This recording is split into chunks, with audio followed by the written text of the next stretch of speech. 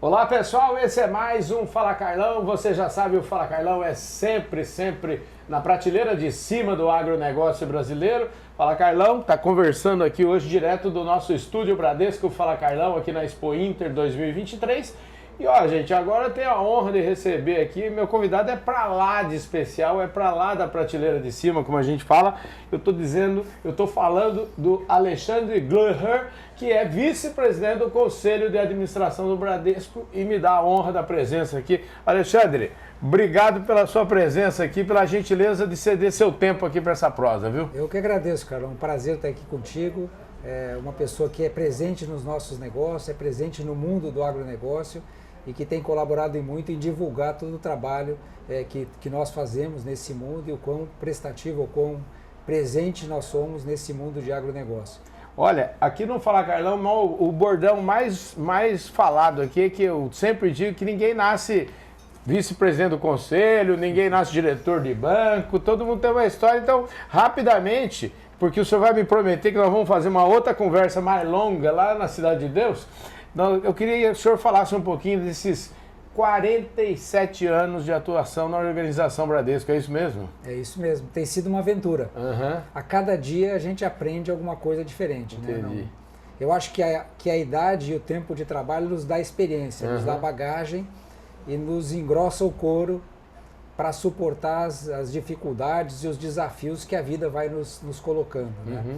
E nesse tempo todo de banco não foram poucos os desafios e felizmente, graças a Deus e graças às pessoas que sempre trabalharam comigo, a gente foi capaz de ir vencendo desafios por desafios e galgando posições dentro da estrutura da empresa, que é uma empresa que proporciona essa condição para as pessoas mais humildes ou que tenham vindo de condições sociais não privilegiadas. Né? E falando em vindo de condições sociais, a minha próxima pergunta é essa. O senhor é gaúcho, queria que o senhor me falasse um pouquinho dessas suas raízes aqui, eu sempre falo que o berço que as pessoas nascem diz muito dos valores. É disso que eu queria falar, um pouquinho dos valores que o senhor traz de casa. Eu sou gaúcho, nasci aqui em Porto Alegre em 1960. Eu sou um de 6 irmãos, nós somos 4 homens e 2 mulheres na família. Pai e mãe presentes durante todo o nosso processo de criação e morávamos nos fundos da casa da minha avó, aqui em Porto Alegre. Então a família sempre foi muito presente em todo o processo de educação, de construção da família, de criação dos filhos, mas sempre com muita dificuldade financeira. O meu pai trabalhou até os 9 anos num banco e na época não existia o fundo de garantia e por alguma razão com 9 anos ele foi demitido e depois disso, para não entrar na estabilidade, né, ele foi demitido. E aí depois disso a gente viveu muitas dificuldades financeiras e aí eu com 15 anos acabei entrando no Bradesco.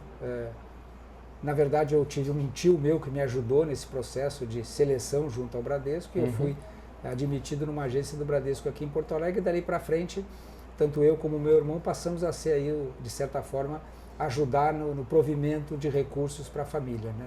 E desde então a gente ajudou a criar os irmãos, né, que eram menores, porque os 2 mais velhos, eu sou o segundo de idade, a gente ajudou em colaboração com meu pai, que vivia em condições difíceis, né, porque já tinha mais idade e não conseguia com tanta facilidade emprego, então vivia em empregos, entrava num, saía, ficava um tempo, saía e teve dificuldade, e depois quando ele conseguiu se estabelecer como funcionário público municipal, no departamento de água de Porto Alegre, teve uma carreira difícil, né, possível, mas sempre difícil, né, porque ele acabou entrando nos níveis mais baixos da hierarquia do departamento. Entendi. Né? Então, na época da minha tenra juventude, o meu pai bravamente trabalhava no DEMAI, que é a empresa local, abrindo buraco na rua. Que coisa impressionante. O senhor sabe que o senhor me lembrou, eu não sei se o senhor sabe, mas assim, eu fui funcionário do Bradesco e meu primeiro emprego de carteira assinada foi lá na Cidade de Deus. Eu trabalhei lá de 1983 a 1986, período que eu me orgulho muito disso. E o senhor falou eu me lembro que meus primeiros salários, coloquei energia elétrica na casa do meu pai, que a gente não tinha energia elétrica lá. Então isso que o senhor está falando é uma... eu fico até me emocionado ao falar disso, porque realmente o trabalho, aquela frase que tem lá no Bradesco, que só o trabalho pode produzir riqueza, é uma verdade completamente absoluta, né? O senhor, então, foi um espectador privilegiado de tudo, do que aconteceu com o agro nos últimos anos. Na verdade, eu não me sinto espectador, né? Eu me sinto partícipe. Apesar de eu não ter... Como eu sou de Porto Alegre e tive pouca experiência na minha vida mais jovem, né? No ambiente rural, quer dizer, o mais perto que eu chegava do ambiente rural era em algumas viagens curtas que eu fazia com a minha avó para ir no litoral aqui e passava por algumas... propriedades rurais nesse processo. Entendi. Mas sempre propriedades rurais menores. Então a minha vida não foi uma vida na juventude de campo, né? Mas depois que eu entrei no banco, quando eu tinha 15 anos, eu passei a atuar em mais diversas áreas dentro de uma agência, e nessas primeiras atividades eu passei a ter contato com esse mundo. Entendi. Ainda era um contato super modesto, naturalmente, porque em Porto Alegre a gente fazia negócios de crédito rural, mas conhecia o negócio de crédito rural de uma folha de papel, de uma cédula rural pignoratícia que se montava e de uma estrutura de contratação. E comecei a conviver com esse mundo, mas fui conhecer o produto rural de fato, né, o produtor rural de fato, quando eu tive a primeira experiência saindo de Porto Alegre e indo trabalhar no interior do estado do Rio Grande do Sul. Entendi. Em Porto Alegre eu trabalhei em 3 agências diferentes, cheguei até a posição de subgerente na agência Porto Alegre Centro. E aí eu fui, era ano de 1985 isso, eu já tinha, portanto, 9 anos de banco. Eu fui ser assessor do diretor regional em Passo Fundo. Entendi. Foi constituída uma diretoria lá, eu fui ser assessor dele. E lá eu tive a oportunidade de conhecer o Rio Grande agrícola, Entendi. O Rio Grande da soja, o Rio Grande de colonização italiana em especial, e que era dedicado basicamente à produção agrícola. Então a gente cuidava, essa regional cuidava de toda a região norte e noroeste do estado do Rio Grande do Sul e da Serra Gaúcha. Então eu passei a conviver, eu fui conhecer soja lá. Entendi. Eu fui conhecer plantação de girassol lá, eu fui conhecer essas variações ao entorno da cultura do trigo lá, coisa que eu não conhecia de fato. Conhecia de olhar em revista, né, de olhar em jornal e coisa do gênero. Desse período aí, do período até mais ou menos coincidente aí com o tempo que o senhor entrou no banco, para até os dias atuais, se a gente der esse salto, né, a evolução do agronegócio foi gigantesca. Criou-se a Embrapa, os gaúchos levaram o agronegócio para o Centro-Oeste, fizeram tudo que hoje a gente conhece do Mato Grosso, e o Bradesco se transformou no maior financiador privado do agronegócio brasileiro. Isso o senhor participou, vamos dizer assim, no cerne, no âmago dessa história. Aqui é que eu concordo contigo, eu participei de todo esse processo. Pelo menos depois que eu virei gerente de agência, que eu fui assessor do diretor regional em Passo Fundo e depois passei por várias gerências, eu fui ampliando esse conhecimento, essa relação com o setor rural. Depois de eu ter sido assessor lá e conhecido toda a região norte do estado do Rio Grande do Sul e toda a área produtora de soja, de uva, de trigo, de milho e as culturas que prevalecem naquela região até hoje, eu vim para Caxias do Sul, onde eu fui gerente do banco durante 4 anos em agência lá do Banco de em Caxias do Sul e, portanto, lidando com outro tipo de agricultura, em especial a agricultura da Serra Gaúcha, em especial a agricultura daquela região ao entorno de Vacaria, onde se tem produção de maçã e outro tipo de cultura diferente da cultura do noroeste do Rio Grande do Sul, que é predominante de soja, era predominante de soja e milho naquela época, e trigo, ainda tinha um pouco de trigo naquela região. Aí eu conheci um pouco mais da agricultura. Depois de eu ter passado por Caxias do Sul, eu voltei para Passo Fundo, trabalhei mais 2 anos e pouco como gerente daquela agência lá de Passo Fundo, e aí, portanto, muito mais interagindo muito mais com o setor do agronegócio, porque eu passei a ser financiador dos clientes de agronegócio da região de Passo Fundo. Em especial produtores de soja e também muita gente ainda relacionada com pecuária, criação de cavalos e coisa do gênero. Depois eu vim para Pelotas, no Rio Grande do Sul, que é outro mundo em termos de agricultura. Sim. É outro tipo, aquela época era outro tipo de agricultura, predominante agricultura de arroz, que é uma cultura completamente diferente da cultura da soja, com outro ciclo, com outra estrutura, com outro requerimento de investimento para a condução do negócio, de outra postura do proprietário do negócio. Eu passei a conviver com essa estrutura de Pelotas, que basicamente tinha como negócio o arroz, a criação de gado e os negócios ao entorno de gado, frigoríficos, curtumes e coisas do gênero, e ainda tinha um pedaço de fruticultura que é remanescente de outros tempos naquela região de Pelotas. Depois de passar por Pelotas, eu fui para São Paulo para trabalhar em agência em São Paulo, voltei para o Rio Grande do Sul como gerente da Porto Alegre Centro. E quando fui gerente da Porto Alegre Centro, eu tive a oportunidade novamente de me relacionar mais propriamente com o setor agrícola, não mais pelo setor produtor agrícola ou do agronegócio, e sim pelas grandes empresas que viabilizavam o agronegócio, grandes empresas produtoras de óleo de soja, produtoras de adubo, que estavam nesse mundo de agronegócio. Dentro da cadeia, né? Dentro da cadeia, e são fundamentais, obviamente. Claro. Então eu passei a me relacionar e aí eu conheci um pouco mais profundamente o nascimento da cultura da soja no Rio Grande do Sul e no Brasil, que começou no Rio Grande do Sul, a cultura da soja, e comecei a entender esse processo, em especial pelas pessoas que eu passei a me relacionar. Eu já conhecia a semente, já conhecia a safra, já conhecia a produção, passei a conhecer um pouco da história da soja no Rio Grande do Sul.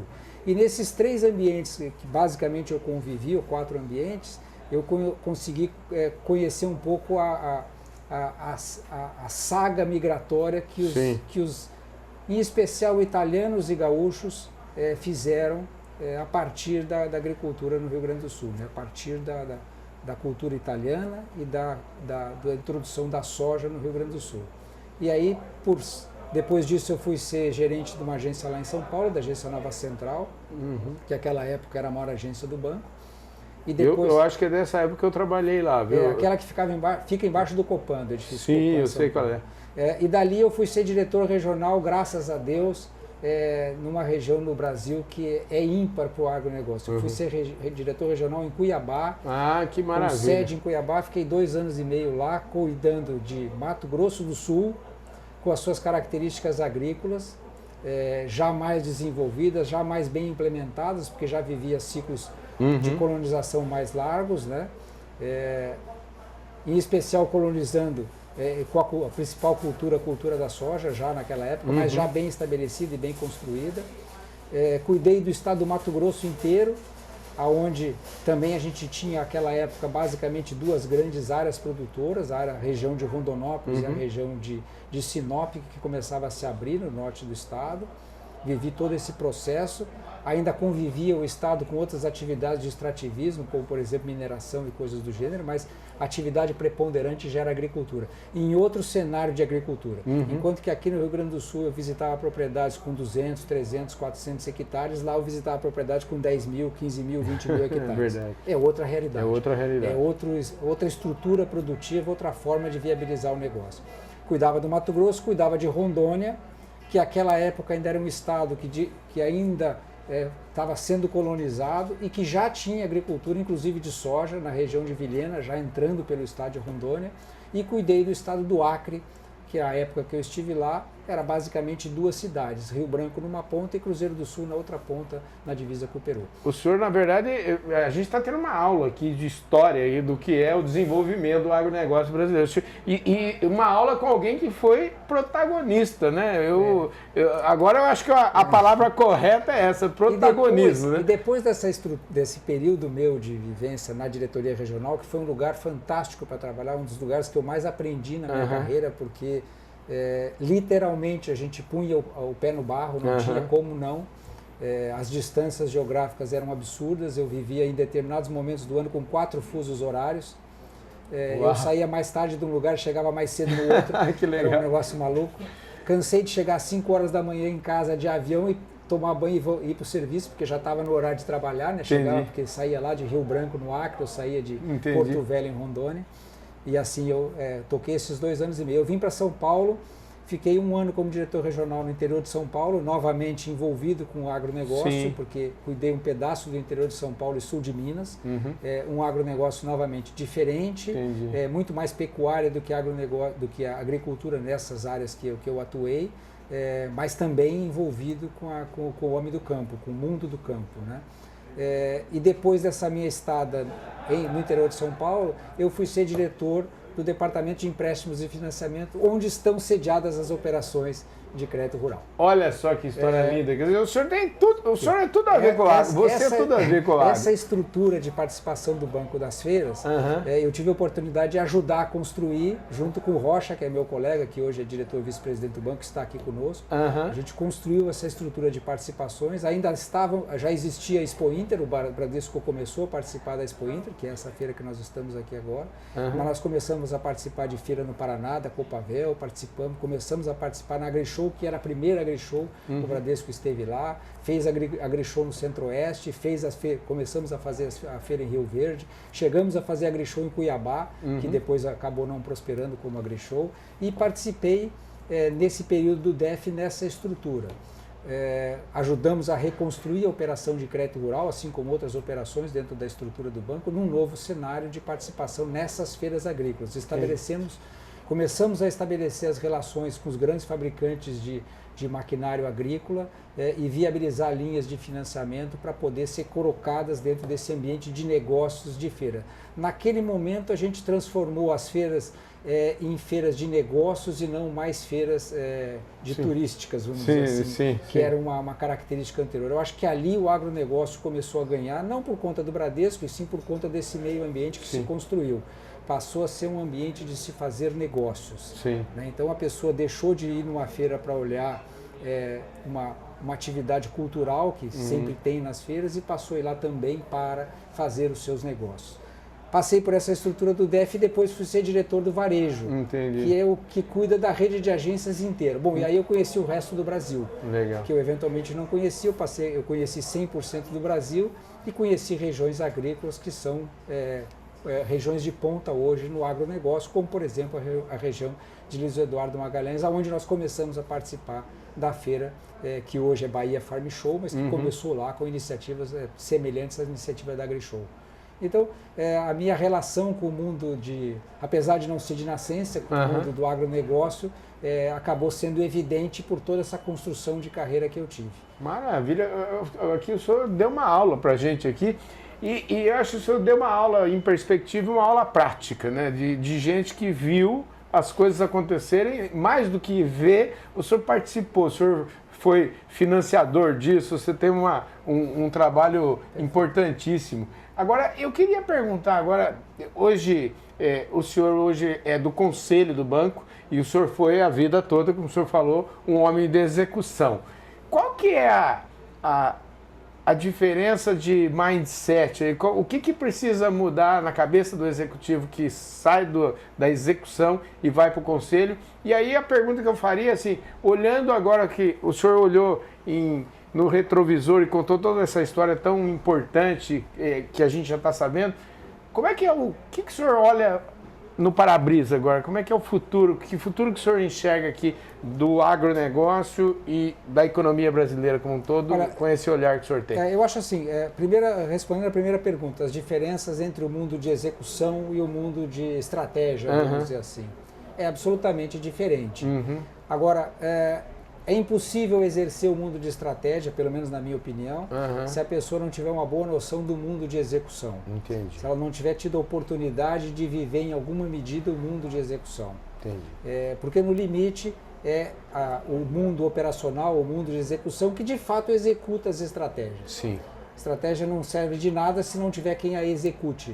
Então precisa conhecer o mundo de quem a executa. Até tem uma frase famosa que diz que a cultura das empresas come a estratégia no café da manhã, né? Isso aí. Então é assim, a gente tem que se preparar, a gente tem que buscar a formação adequada e a gente tem que desligar algumas chavezinhas na cabeça da gente e ligar outras. Apesar do sangue que corre na veia, é o sangue do balcão. O meu sangue é sangue de balcão. Entendi. Eu passei 30 e poucos anos da minha carreira na vida comercial, né, com a barriga no balcão, como se diz normalmente. Então a gente tem que desligar algumas chavezinhas e ligar outras chavezinhas. É um processo.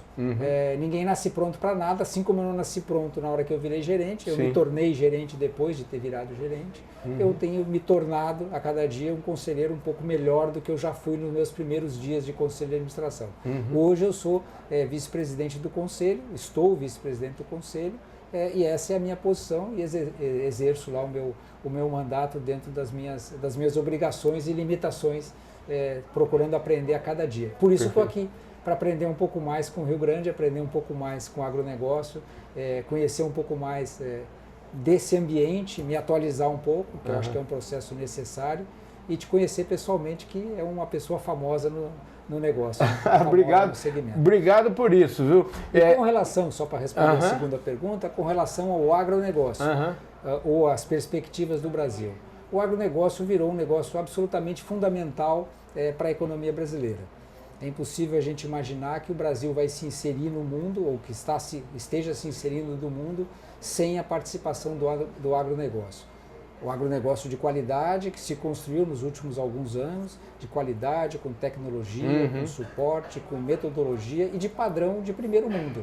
Aliás, nós somos o primeiro mundo do agronegócio. Então o futuro do Brasil passa por esse processo. É um processo que vai trazer ainda alguma urbanização, não há dúvida nenhuma, mas é um processo que cada vez mais vai tornar a agricultura mais produtiva, mais rentável, mais viável e mais economicamente e socialmente preponderante ou indispensável para o mundo. O Brasil, dizem por aí, que é o celeiro do mundo, e de fato é, e vai continuar sendo. E no limite, pensemos de maneira bem simplória, todo mundo precisa comer todo dia. Então, nós vamos ser, como já somos hoje, o grande fornecedor de alimento para o mundo, de um modo geral. E vamos continuar sendo. Quanto mais tecnologia, quanto mais processos se estabelecer nesse segmento, mais qualidade de entrega nós teremos, com menor custo nós vamos produzir e muito provavelmente mais riqueza vai ser trazido para o Brasil a partir do agronegócio. Isso quer dizer que o Brasil não possa ter vocação industrial ou vocação para a tecnologia, pelo contrário, o Brasil é gigante.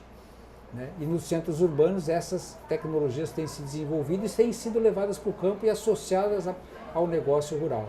Portanto, se a gente olhar sob esse prisma, o Brasil tem todas as condições de continuar crescendo e de se tornar cada vez mais relevante dentro do contexto mundial e de forma inexorável, na minha opinião. Alexandre, eu queria o nosso tempo já tá, a gente poderia continuar falando demais aqui. O pessoal tá todo mundo te esperando lá fora. Eu queria agradecer muito a sua presença aqui, agradecer na verdade a sua aula. Isso foi uma aula aqui sobre um pouco da história e também essa sua perspectiva que eu acredito é a nossa perspectiva, uma perspectiva extremamente otimista, um copo sempre cheio aqui para o Brasil. Obrigado, viu? Eu que agradeço a oportunidade de estar aqui contigo e deixo como mensagem final que o setor do agronegócio pode continuar contando com o Bradesco continuará presente nesse segmento. Nós entendemos a importância desse segmento na economia nacional e na economia mundial e a relevância que esse segmento tem para a formação do povo brasileiro.